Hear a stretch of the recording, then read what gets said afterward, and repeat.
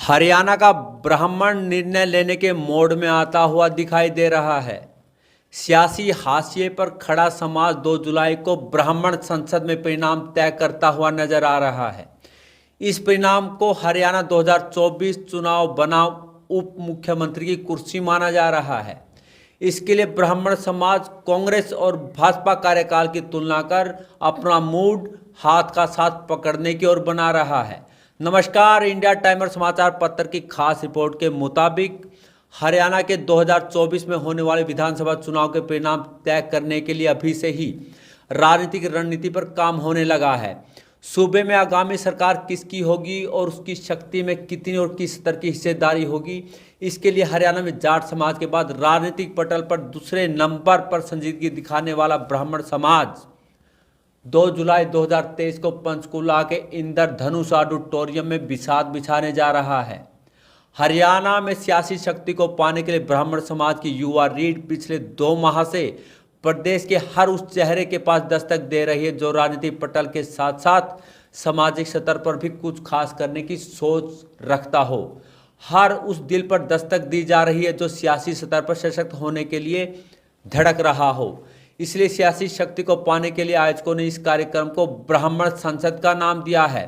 यूं तो 2024 के चुनावी महासंग्राम से पहले ब्राह्मण समाज के भविष्य में दर्जनों कार्यक्रम सामने आ सकते हैं, किंतु जिस तरह 2 जुलाई को ब्राह्मण संसद को लेकर रणनीति पर काम चल रहा है उसके मायने कुछ और ही नजर आ रहे हैं।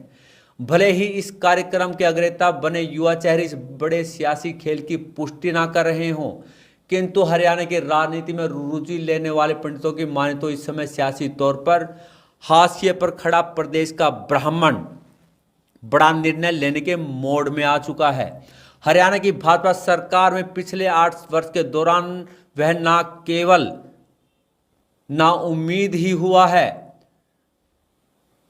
भले ही हरियाणा भाजपा में ब्राह्मण समाज के सांसद रमेश कौशिक, सोनीपत सांसद डॉक्टर अरविंद शर्मा, रोहतक राज्यसभा सांसद डीपी वत्स, भाजपा के अप्रत्यक्ष सहयोग से निर्दलीय तौर पर राज्यसभा में पहुंचे कार्तिकेय शर्मा, प्रदेश में मंत्री मूलचंद शर्मा, अनेकों विधायक, सीएमओ कार्यालय में अनेकों चेहरे भाजपा के कमल को सींचते हुए नजर आ रहे हों, किंतु उनकी स्थिति ठीक उन क्रिकेट खिलाड़ियों जैसी है जिनको ड्रेस तो पहना दी गई है लेकिन मैदान में बैटिंग के लिए हाथ में बैट नहीं पकड़ाया।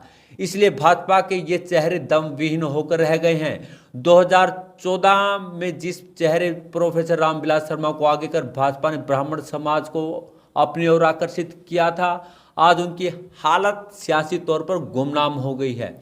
कभी कभार भाजपा के अंगना में प्रोफेसर रामविलास शर्मा अपनी ठेठ बोली में बोलते जरूर नजर आते हैं, किंतु उनकी बोली में वो बल नजर नहीं आ रहा जिनकी खनक से सिस्टम हिचकोले खा जाता था। ब्राह्मण समाज को यह बात भी अखर रही है कि जो सौगातें किसी समय कांग्रेस की चौधरी भूपेंद्र सिंह हुड्डा सरकार ने दी थी, आखिर भाजपा सरकार ने किस सोच पर चलकर उससे छीन लिया। इन सौगातों में ईबीपीजी आरक्षण, दोहली जमीन का मालिकाना हक प्रमुख मानी जा रही हैं। यही नहीं, शासन के साथ साथ प्रशासनिक तौर पर उन शीर्ष कुर्सियों से ब्राह्मण चेहरे क्यों दूर हैं जो अतीत में दिखाई देते थे।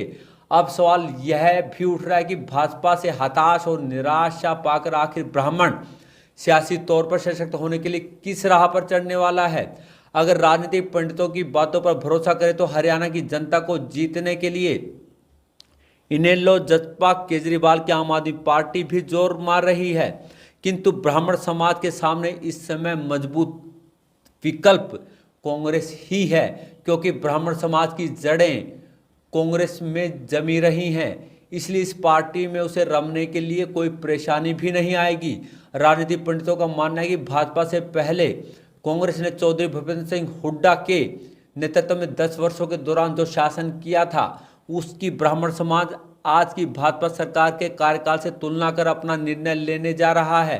हुड्डा सरकार के दौरान विनोद शर्मा को हरियाणा का सेकंड सीएम कहा जाता था।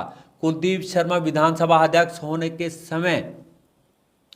होने के साथ उस समय पूरी पावर का प्रयोग कर रहे थे। कांग्रेस के समय हरियाणा लोक सेवा आयोग के चेयरमैन की कमान भी ब्राह्मण चेहरे डीपी वत्स के पास थी। नरम गरम होकर उस समय ब्राह्मण समाज अपनी गाड़ी जमकर दौड़ा रहा था। यही कारण है कि ब्राह्मण उस समय ईबीपीजी और दोहली जमीन का मालिकाना हक पाने में कामयाब हो गया था। सत्ता में होने के बावजूद भी नारनौल से विधायक रामकुमार गौतम के हालात ठीक नहीं है। रुक रुक कर जो उनका दर्द बाहर आता है उससे साफ है कि किसी समय भाजपा की हरियाणा में लाज बचाने वाले रामकुमार गौतम को आज के शीर्ष सत्तासीन कैसे नजरअंदाज कर रहे हैं। बता दें कि 2005 में नारनौल से भाजपा विधायक होने के बाद भी रामकुमार गौतम की उस समय की कांग्रेस सरकार में दौड़ जाती थी, जबकि भाजपा के इस दौर में ब्राह्मणों के हालात बीरबल की खिचड़ी वाले चल रहे हैं, जो ना पकेगी और ना ही पेट में जाएगी। ब्राह्मण समाज को इस समय ना गर्मी काम आ रही है और ना ही नरमी। इसलिए कुछ अहम बिंदुओं को आधार बनाकर ही ब्राह्मण संसद में भविष्य का सियासी सफर और उसमें शक्ति पाने की बिसात बिछने जा रही है। राजनीतिक पंडितों का मानना है कि किसी समय हरियाणा में पंडित भगवत दयाल शर्मा प्रदेश के मुख्यमंत्री रहे थे। उस दौर और आज के समय में हालात काफ़ी बदल गए हैं। कुछ समय की पहचान न करने की मार और कुछ समाज का आपस में खंडित होने से ब्राह्मण समाज को उस स्थिति पर लाकर खड़ा कर दिया है कि उसे अब सियासत की सत्ता में प्रभावी बनने के लिए उसे इधर उधर से आने वाले छलावे बाज प्रलोभनों से बचकर एक साथ कदमताल करना होगा। अगर ब्राह्मण समाज को सियासी शतरंज में कांग्रेस के अंदर शक्ति के समुद्र में सेनापति यानी उप मुख्यमंत्री का सम्मान मिले तो उसे पाकर समाज की ओर फिर प्रगति की पटरी पर दौड़ना होगा। ब्राह्मण समाज को कांग्रेस को यह विश्वास दिलाना होगा कि उसके साथ से हाथ सशक्त होगा तो वह उसके सम्मान में ही सजदा करे। ब्राह्मण संसद के मार्फत जो बिसात बिछेगी उससे समाज को यह संदेश छोड़ना होगा कि ब्राह्मण शादी भी कराना जानता है और दाह संस्कार भी। ब्राह्मण संसद में जो बिसात बिछेगी उसे समाज को कांग्रेस को यह विश्वास दिलाना होगा कि संस्कृति के ज्ञाता अपने सम्मान के संगठित होकर सत्ता की चाबी हाथ को पकड़ाने जा रहे हैं। अब देखना यह है कि ब्राह्मण संसद को लेकर राजनीतिक पंडितों का आकलन कितना खरा उतरता है। जींद और हरियाणा से जुड़े खास समाचारों को देखने और पढ़ने के लिए इंडिया टाइमर समाचार पत्र के इस पेज को फॉलो और शेयर जरूर करें। धन्यवाद।